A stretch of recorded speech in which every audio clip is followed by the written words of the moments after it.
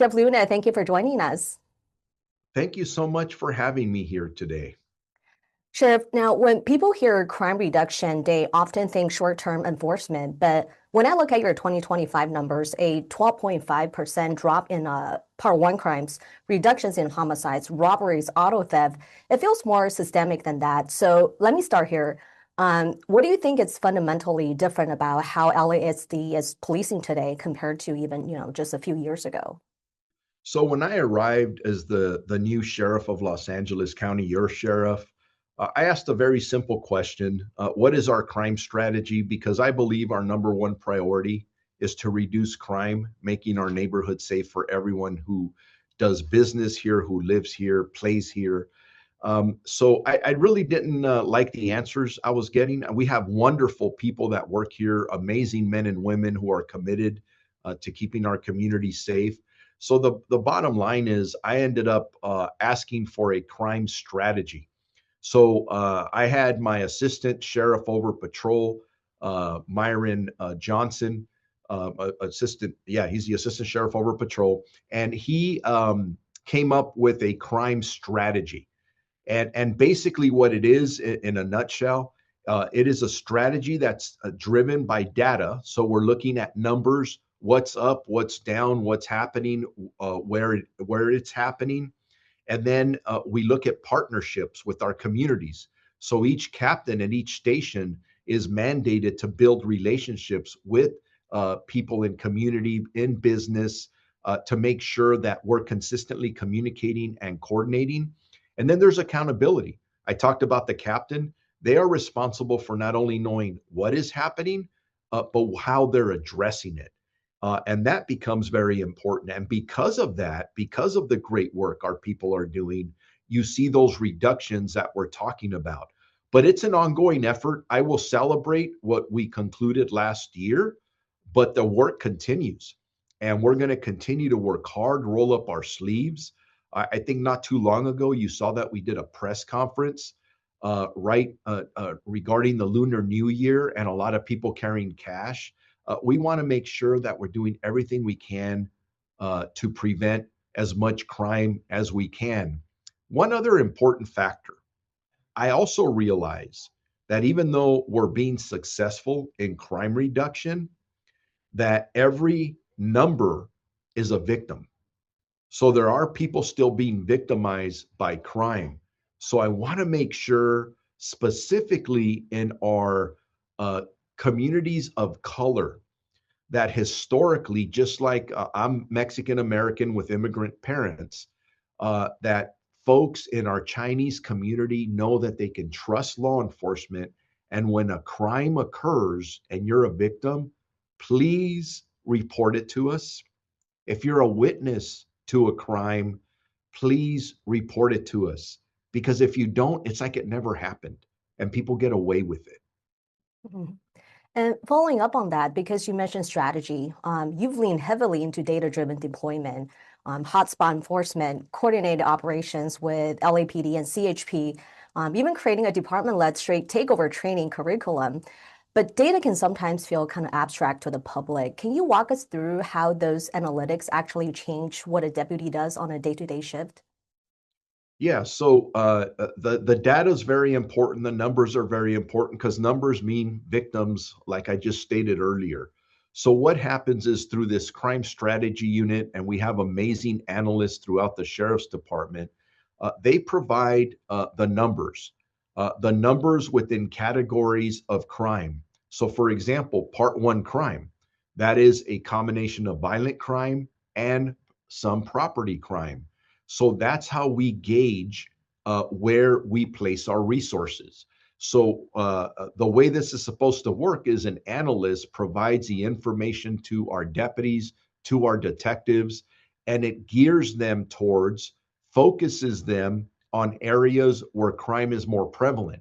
If we've had businesses hit, for example, in strip malls, or a market is being hit with retail theft, anything like that, that information is gathered with the analyst, and not only the time of day it's happening, the day it's happening, but what is happening, and then descriptions of the suspects, and the vehicles that they're involved in. All that information becomes very important, and it makes our entire system more efficient. And that also helps us reduce crime. You did touch on something else that is very important. Today, we realize that crime is very transient, it crosses borders. And what I mean by that is in our jurisdiction, I just describe what we do with the LA County Sheriff's Department. But people will jump on freeways, they'll go into and out of the city of Los Angeles. And there are 44 other law enforcement agencies in Los Angeles County. I am very proud to say that for me, a big part of my priorities is partnerships, collaboration. So I have amazing relationships, like with Jim McDonald, who's the chief of police in Los Angeles, with Sean Dury, who is the commissioner of the California Highway Patrol, and every chief in Los Angeles County. And together we share information, and we are able to apprehend folks. And we also are involved in task forces like retail theft, burglary, robbery task forces, copper theft task forces. We collectively work together. And at times, we work with other state officials other than the California Highway Patrol, like state DOJ, and federal partners like Homeland Security or the FBI or the U.S. Marshals Service, specifically to address violent and serious crime. Mhm. Now, I want to talk about homelessness because, it's one of the most sensitive intersections of public safety and compassion. Your homeless outreach services team contacted over 4,500 unhoused individuals and conducted hundreds of encampment operations, but with emphasis on services, not just enforcement. Now, how do you train deputies to balance accountability and dignity, especially in communities that actually have very strong feelings on both sides of this issue? Yeah, I'm very proud of the work that our host team does. And you just described what they do.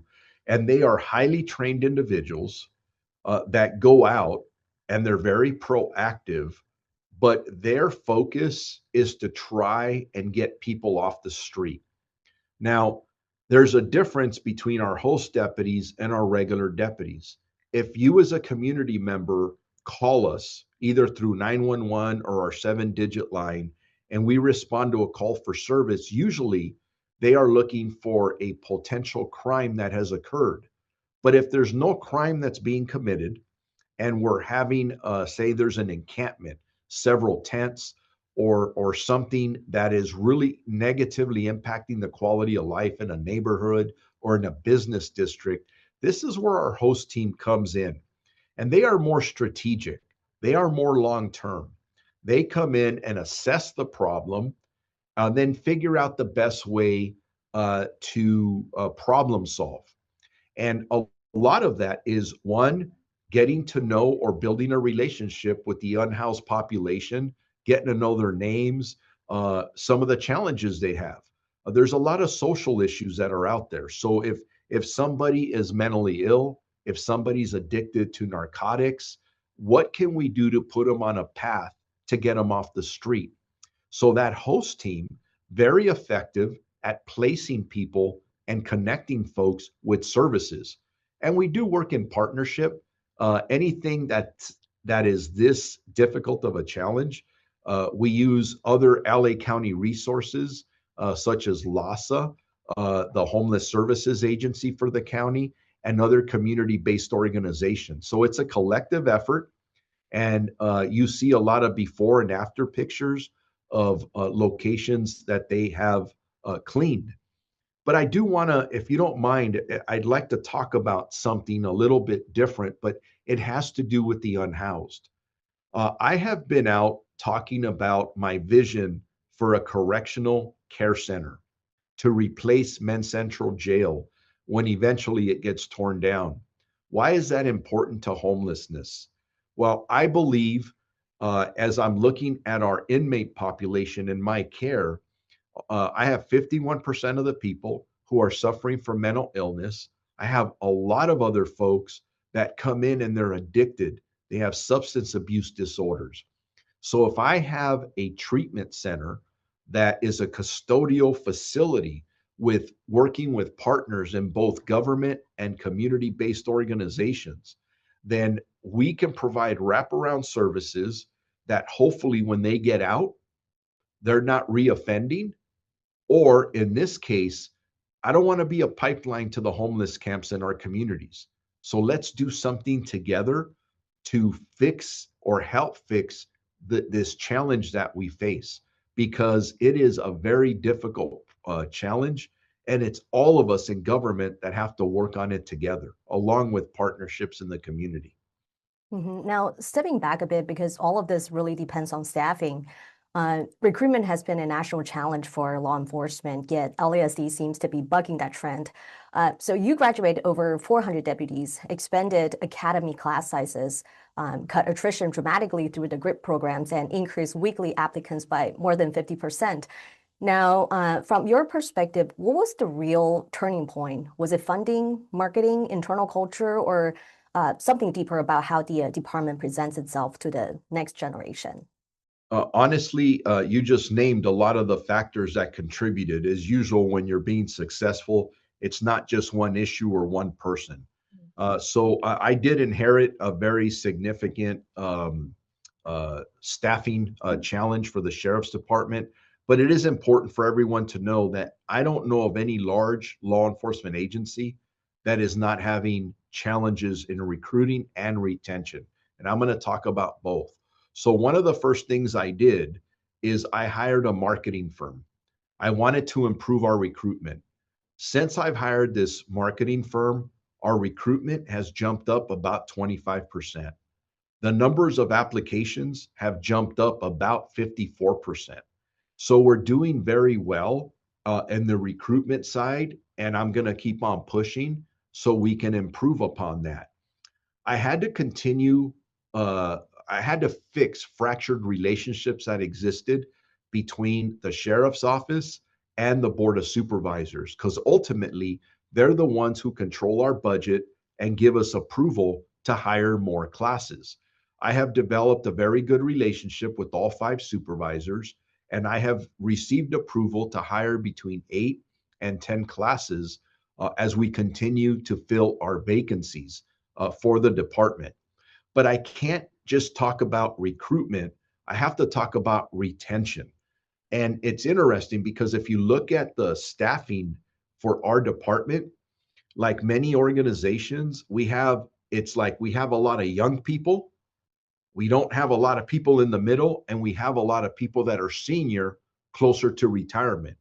So one of my things is, how do I hold on to everyone involved, especially on the older end of the spectrum?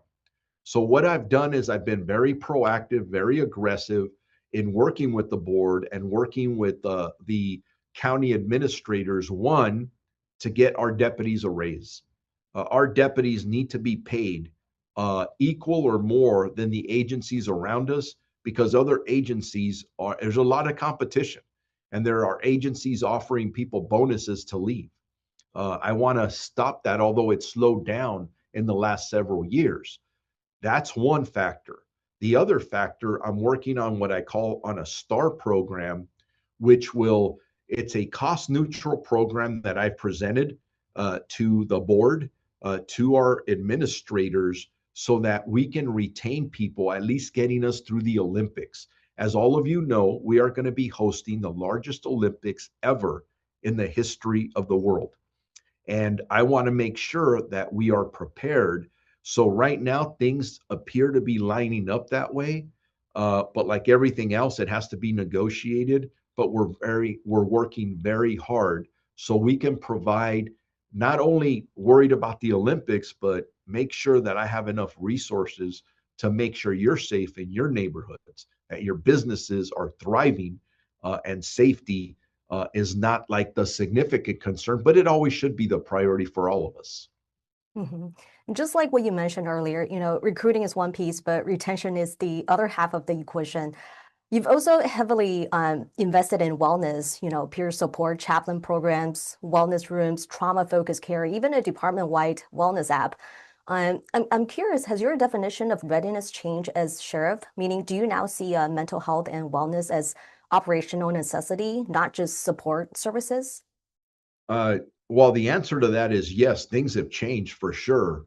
But being in this profession for almost 40 years, I believe our profession has failed to properly support our employees.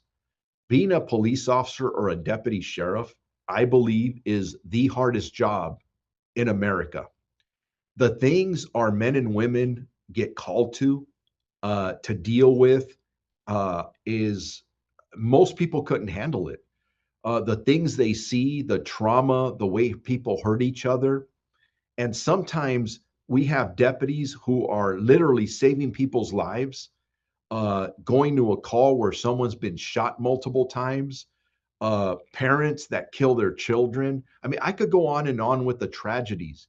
Then we expect these men and women just to go to the next call that same day or even the following day. What I've done is let's call a timeout here. When we are disciplining our employees because they have been involved in misconduct, what is at the foundation of what happened there? Are we taking enough time to really say, are you okay? So I've changed the culture here. I'm in the process of changing the culture that says, you know what, it is okay to raise your hand and say, you know what, I'm not okay. I just handled the call where a baby died in my arms. And maybe I just need to take a little bit of a breather. So everything you named, which is a small list, we're doing all kinds of other things, is to make sure that we're providing the mental health support for our employees because I truly believe if I create a mentally healthy employee, they end up serving our community so much better. And really, that's what it comes down to. I'm able to retain people longer. They have less health issues. So that's what I'm working towards. And I'm excited about that work. And I've got it to where I make sure that every sergeant, lieutenant, captain, commander, chief, assistant sheriff, they know that employee wellness is everybody's job. Now I want to turn to custody operations because historically this has been one of the most scrutinized areas for LASD. Now, in 2025, custody body-worn cameras rolled out across major facilities with over 1,000 personnel trained, and use of force incidents actually dropped nearly 20% in just 1 year. Now, from your vantage point, what has been the most immediate impact of cameras inside the jails on deputies, on incarcerated individuals, and on accountability? Well, the program just started, so I'm really looking forward to reporting out what the positives will be.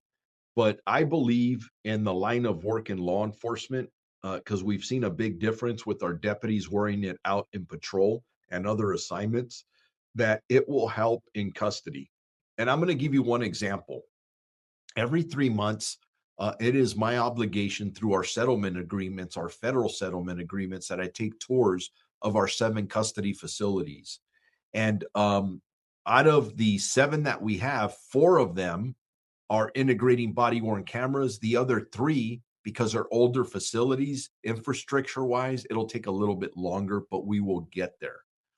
When I visited these locations, I'm asking the deputies, hey, what is it like to wear a body worn camera in here? And they go, well, it's something that we're getting used to, but we're seeing immediately that some of the people in custody are behaving different because they know they're on camera. Now, there's a lot of privacy issues when you're in a custody facility, but when our deputies are making contact with the people in our care, uh, basically they tap their chest. That's how the camera goes on. And by the way, if I can just for a second, a couple of seconds, uh, have your audience think about the fact that what if you had to wear a body worn camera while you're at work? I've had to do that when I go out on a ride along, for example, remembering when to turn it on, when to turn it off. And remember this, it's not under normal circumstances all the time. What if you're jumping out of the car because there's a hot call going on and you have to intervene in something? There could be shots being fired. You got to remember to turn it on. And I should say this just so everybody knows. Some people say, well, why don't you just leave it on all the time? If technology, it's a cloud-based system, and the storage, it would be unaffordable to us. So the policies say that you turn it on when you're interacting with the public. But it is going to make a big difference, I believe, as we move forward to integrate it into our everyday operations. And you also mentioned a lot of the trajectory that we're on in custody. We're making a lot of improvements. Use of force is down significantly at a time where our inmate population is increasing as a result of Proposition 36. I mentioned the fact that 51% of the folks in my care are mentally ill. That is another challenge that we have. But there's other improvements that we made. Just about a week and a half ago, I was at a grand opening in our inmate reception center where we just opened up a new area that does medical and mental health evaluations as the people are coming into our custody. That will help our partners because in the county jail we have the correctional health department or services. They are a partner of us. It's another county department, and they're responsible for the medical side of the people in our care. So that will enhance things a whole lot as well. And staying on accountability for a moment, just like what you mentioned earlier, LASD continues to operate under several federal and state settlement agreements. You've made measurable progress, but full compliance is still a work in progress. Now, some critics say reform should move faster, while others argue, real change takes time. How do you respond to both perspectives? And, how do you ensure these reforms actually stick rather than just, checking boxes for monitors? Yeah, so we have with the Los Angeles County Sheriff's Department. When I walked in, I inherited a combination of five either consent decrees or settlement agreements, four of them in our custody facilities, one up in the Antelope Valley, which is Lancaster and Palmdale. And when I first came in, I had several members of the Federal Department of Justice who sat me down and basically told me that our lack of progress, I should say, was unacceptable. And I had to do something to change that. That's why when I first became sheriff, I created the Office of Constitutional Policing to deal with compliance and some other priority issues that I wanted. And I've got to tell you, I'm so proud of my department. I'm so proud of our folks in custody because four of those settlement agreements and consent decrees are in custody. The trajectory that we're on is significant. Almost in every category, we've had improvements. So we are closer every week, every month to getting to the where we should be in compliance. But some of these things have to do with facilities, and we have very older facilities. That's why earlier I was talking about this correctional care center that I'm really focused on. That would help us get closer to compliance as well. With people who say it's going slow, I'm an impatient person. I agree that I wish things can move quicker, but when you're dealing with facility and staffing issues and equipment issues and the lack of technology, uh, I have to make it work with what I have. And in an environment where the county is having budgetary issues, I'm going to give you one example. I have asked for a jail management system. Basically, this system would help us manage what's coming in, what's going out, who is where. Believe it or not, we run the largest county jail system in the world, and we don't have a jail management system. When you think about it, that's pretty ridiculous. But I'm working on getting us one. It's a budgetary priority to me, but I go back to when I arrived 3 years ago. We are now months away from having a new computer aided dispatch system, which deals with dispatching units in neighborhoods. When I got here, it was way overdue. It was consistently broke down. So, through those relationships I talked about earlier, It cost a lot of money, but that's going to come online here probably by the summer. So I'm excited about that. But I still need a records management system, which we have an RFP out for now. And actually, I'm sorry, we had an RFP out and we identified a vendor, and now I have to work on a jail management system. I know you've also modernized aggressively, electronic reporting on iPads, AI-assisted video redaction, a new CAD system coming online, drones as first responders, and expanded real-time dashboards. But technology can fail if culture doesn't keep up. What safeguards are you putting in place to make sure modernization enhances judgment rather than replacing it? No, that's an excellent question. But I'm going to challenge that in that because I'm going to consider myself a little older. I'm saying that a lot of us aren't keeping up with the new kids that we're hiring because a lot of the younger deputies that we're hiring are used to doing everything through technology. They're actually hungry for it. They're asking for more. So I find that there's people that are really excited when we're presenting them with the new technology, all these advancements. Those you had a really good list there that you named. Everybody is adjusting to that. Now, at times people are worried because it's like, well, how's my job going to change or what process is going to change? And the processes aren't really changing. It's just I'm making it more efficient. So those dashboards you're talking about allow our supervisors, our lieutenants, our captains to be able to mentor employees when, say, for example, a mistake is made. You know who is doing what, and it is about training, it's about mentorship, it's about proactive supervision. That's how we reduce the risk in our department. So I think it's a really exciting time. And I got to tell you, it's very rare that I hear any employee complaining about, "Hey, we're going too fast here." But there's an old saying I have in policing that cops hate two things: the way things are and change. So I am very well aware that change does impact people, but I'm very impressed with the men and women here that are accepting that change and we're moving forward together. Now, I want to come back to use of force for a moment. Now, deputy involved shooting dropped to 12 in 2025, well below the decade average, following Taser 10 deployment, crisis stabilization training, and expanded force option instruction.